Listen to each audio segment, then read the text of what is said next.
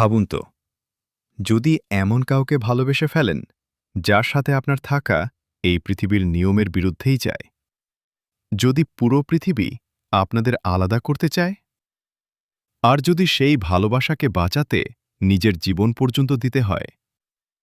আজকের গল্প ঠিক এমনই, একজন সাবদানব আর একজন সাধারণ মানুষের এমন এক প্রেমের গল্প যেটা মৃত্যুর পরেও শেষ হয় না। আজ আমরা দেখব 2019 সালে রিলিজ হওয়া হোয়াইট স্নেকের পুরো গল্প। তাই ভিডিওটা শেষ পর্যন্ত দেখুন, কারণ গল্পের শেষ প্রান্তে এমন একটা টুইস্ট আছে যেটা পুরো গল্পের অর্থ বদলে দেয়। গল্পের শুরু হয় পাহাড়ের গভীর এক গুহা থেকে। সেখানে বাস করে সাপেদের ক্লান। এই ক্লানের সদস্যরা সাধারণ সাপ নয়, তারা বহু বছর ধরে সাধনা করে শক্তিশালী দানবে পরিণত হয়েছে। ক্লানের লিডার মানুষের উপর প্রচণ্ড রাগ পোষণ করে, কারণ একজন নিষ্ঠুর জেনারেল বছরের পর বছর ধরে অসংখ্য সাপ হত্যা করছে। জেনারেল বিশ্বাস করে সাপদের জীবনশক্তি ব্যবহার করে সে আরও শক্তিশালী হতে পারবে। এই কারণেই সাপেদের ক্লান সিদ্ধান্ত নেয় জেনারেলকে হত্যা করতেই হবে। এই মিশনের জন্য বেছে নেওয়া হয় ক্লানের সবচেয়ে শক্তিশালী সদস্য সিয়াও বাই, যাকে আমরা হোয়াইট স্নেক নামে চিনি। রাতের অন্ধকারে বাই চুপিসারে জেনারেলের নৌকায় প্রবেশ করে। তার হাতে ছিল একটি জাদুকরী জেট কাঁটা। এই মাথার কাঁটা শুধু অস্ত্র না, এটা এক ধরনের শক্তিশালী জাদুকরী নিদর্শন। বাই জেনারেলকে হত্যা করার চেষ্টা করে, কিন্তু জেনারেল সাধারণ মানুষ ছিল না। সে কালো জাদু ব্যবহার করত। ফলে ভয়ঙ্কর যুদ্ধ শুরু হয়। যুদ্ধের সময় মাথার কাটার শক্তি নিয়ন্ত্রণ হারিয়ে ফেলে বাই, এবং সে নদীর মধ্যে পড়ে যায়। নদীর প্রবল স্রোত বাইকে অনেক দূরে ভাসিয়ে নিয়ে যায়। যখন তার জ্ঞান ফিরে আসে, সে কিছুই মনে করতে পারে না। নিজের নাম, নিজের ক্লান, নিজের অভিযান, কিছুই না। তার পুরো স্মৃতি হারিয়ে যায়। মুভির এই মুহূর্ত থেকেই আসল গল্প শুরু হয়। একই সময়ে আমরা পরিচিত হই আশুয়ানের সাথে। সে সাপুড়ে গ্রামের একজন যুবক। কিন্তু মজার বিষয় হল, সে নিজেই সাপকে ভয় পায়। তাই অন্যদের মতো সাপ শিকার না করে সে বেশি সময় ঔষধি গাছ সংগ্রহ করে। তার স্বপ্ন ছিল একদিন চিকিৎসক হওয়া।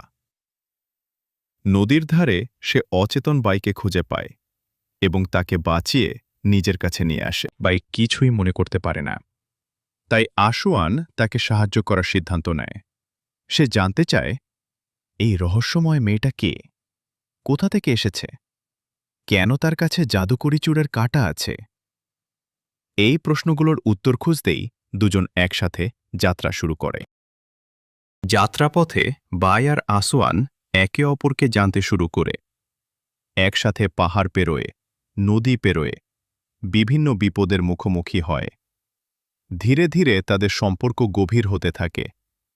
বাই প্রথমবার মানুষের জীবনের সৌন্দর্য দেখতে শুরু করে, আর আসওয়ান অনুভব করে সে বাইকে হারাতে চায় না। এরপর আসে মুভির সবচেয়ে সুন্দর মুহূর্তগুলোর একটি। বাই তার জাদু ব্যবহার করে ছাতাকে আকাশে উড়িয়ে দেয়, আর দুজন একসাথে আকাশে ভেসে বেড়ায়। এই সিনে কোনো বড় অ্যাকশন নেই, কিন্তু এখানে তাদের ভালোবাসা প্রথমবার সত্যিকারের রূপ নিতে শুরু করে।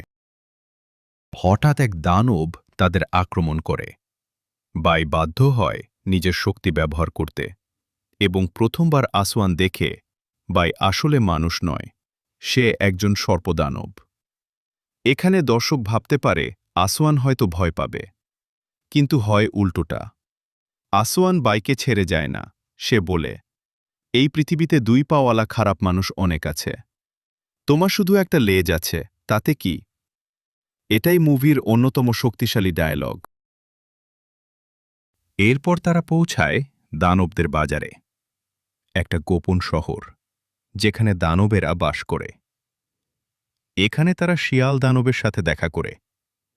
শিয়াল দানব চুলের কাটার সম্পর্কে গুরুত্বপূর্ণ তথ্য দেয়, এবং বাই বুঝতে শুরু করে তার অতীতের সাথে চুলের কাঁটার গভীর সম্পর্ক আছে। ঠিক তখনই আসে গ্রিন স্নেক, সিয়াও কিং, বাইয়ের সবচেয়ে কাছের সঙ্গী। সে বাইকে খুঁজছিল, কারণ পুরো ক্ল্যান ভাবছিল বাই মারা গেছে।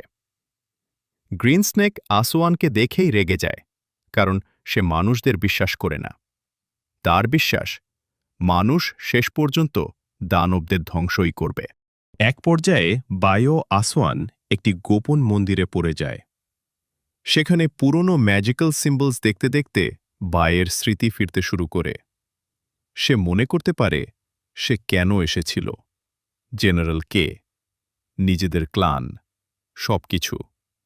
এবং তখনই সে বুঝতে পারে সে একজন সর্পদানব, আর আসোয়ান একজন মানুষ। বাই জানে এই সম্পর্কের ভবিষ্যৎ নেই। মানুষ ও দানবদের সম্পর্ক নিষিদ্ধ, তাই সে আসোয়ানকে ছেড়ে যাওয়ার সিদ্ধান্ত নেয়। কিন্তু আসোয়ান তাকে থামায়। সে প্রতিশ্রুতি দেয় যেভাবেই হোক সে বাইয়ের কাছে ফিরে আসবে। আসোয়ান বুঝতে পারে মানুষ হিসেবে সে বাইয়ের জগতে টিকে থাকতে পারবে না। তাই সে নিজের মানব পরিচয় ছেড়ে দানব হওয়ার সিদ্ধান্ত নেয়। সে নিজের জীবনের সবচেয়ে বড় ত্যাগ করে, সবকিছু শুধু বাইয়ের জন্য। অন্যদিকে জেনারেল নিজের সৈন্য নিয়ে আক্রমণ চালায়। সে সর্পগোষ্ঠীকে সম্পূর্ণ ধ্বংস করতে চায়। শুরু হয় বিশাল যুদ্ধ। সাপেদের ক্লান বনাম মানব সেনাবাহিনী। যুদ্ধের সময় আরেকটা ভয়ঙ্কর সত্য প্রকাশ পায়। সর্পগোষ্ঠীর নেতাও ক্ষমতার লোভে অন্ধ হয়ে গেছে। সে নিজের ক্লানের শক্তি শোষণ করতে শুরু করে। এখানে মুভির মধ্যে দেখায় লোভ শুধু মানুষের মধ্যে নয়, দানবদের মধ্যেও আছে। জেনারেল তার সবচেয়ে ভয়ঙ্কর যন্ত্র চালু করে, একটা আত্মাবিধ্বংসী যন্ত্র। এটা শুধু মানুষকে মারে না, আত্মাও ধ্বংস করে দেয়। ফলে কেউ পুনর্জন্ম পর্যন্ত নিতে পারে না। যন্ত্র সক্রিয় হতেই পুরো এলাকা ভয়ঙ্কর বরফ ঝড়ে ঢেকে যায়। বাই ঝড়ের মধ্যে আটকা পড়ে যায়। তাকে বাঁচাতে আসোয়ান ঝড়ের ভিতরে ঢুকে পড়ে। সে নিজের শরীর দিয়ে বাইকে ঢেকে রাখে। বরফ, বাতাস, জাদুকরী আক্রমণ, সবকিছু নিজের উপর নেয়। আর শেষ পর্যন্ত বাইকে বাঁচাতে গিয়ে নিজেই মারা যায়। আসোয়ানের আত্মা শরীর ছেড়ে বেরিয়ে যেতে থাকে। আর তখন বাই জীবনের সবচেয়ে গুরুত্বপূর্ণ সিদ্ধান্ত নেয়। সে মাথার কাঁটা ব্যবহার করে আসোয়ানের আত্মা ধরে ফেলে। কারণ যদি আত্মা নষ্ট হয়ে যেত, তাহলে সে আর কখনো পুনর্জন্ম নিতে পারত না। আসোয়ানের আত্মা বাঁচাতে গিয়ে বাই নিজের সমস্ত শক্তি হারিয়ে ফেলে। এমনকি তার স্মৃতিও হারিয়ে যায়। সে আবার দুর্বল হয়ে পড়ে। গ্রিন স্নেক তাকে নিয়ে পাহাড়ে ফিরে যায়। সময় কেটে যায়। 1 বছর, 10 বছর, 100 বছর, 500 বছর। বাই আবার শক্তি ফিরে পায়। কিন্তু তার হৃদয়ে এখনও আসোয়ানের স্মৃতি রয়ে যায়। একদিন বাই এবং গ্রিন স্নেক একটি ব্রিজের ওপর দাঁড়িয়ে থাকে। তারা ইচ্ছা করে হেয়ারপিন ফেলে দেয়। একজন যুবক সেটা তুলে দেয়। আর তখনই বাই বুঝতে পারে আসোয়ানের পুনর্জন্ম হয়েছে। ছেলেটা বাইয়ের দিকে তাকিয়ে বলে, তোমাকে খুব পরিচিত লাগছে। কারণ তার স্মৃতি নেই, কিন্তু আত্মা এখনও বাইকে চিনতে পারে। এই মুভি আসলে শুধু প্রণয় নয়, এটা ভাগ্যের গল্প, পুনর্জন্মের গল্প, আর এমন এক ভালোবাসার গল্প যেটা মৃত্যুর পরেও শেষ হয় না। আসোয়ান মারা গিয়েছিল, কিন্তু তার আত্মা বেঁচে ছিল। আর সেই কারণেই সে নতুন জন্মে আবার বাইয়ের কাছে ফিরে আসে। একজন সর্পদানব আর একজন সাধারণ মানুষের ভালোবাসা সমাজ থামাতে পারেনি, মৃত্যু থামাতে পারেনি, এমনকি 500 বছরের সময়ও থামাতে পারেনি। কারণ সত্যিকারের ভালোবাসা কখনো শেষ হয় না। সে শুধু অন্য একটা জীবনে আবার ফিরে আসে। এটাই ছিল হোয়াইট স্নেকের সম্পূর্ণ গল্প ও সমাপ্তির এক্সপ্লেনেশন।